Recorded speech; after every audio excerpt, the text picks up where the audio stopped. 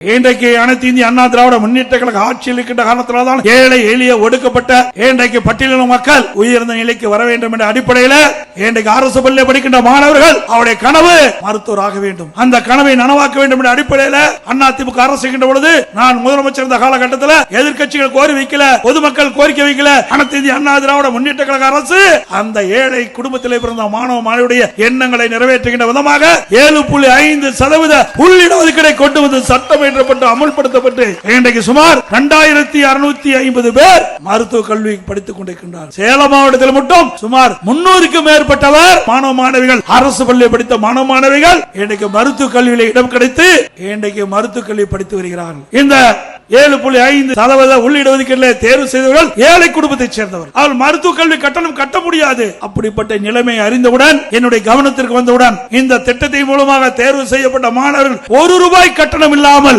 அத்தனையும் அரசாங்கமே அவர்களுக்கு கட்டணத்தை செலுத்தி அவர்கள் மருத்துவ கல்வி கற்க ஒரு வாய்ப்பை உருவாக்கி தந்த அரசாங்கம் அதிமுக அரசு.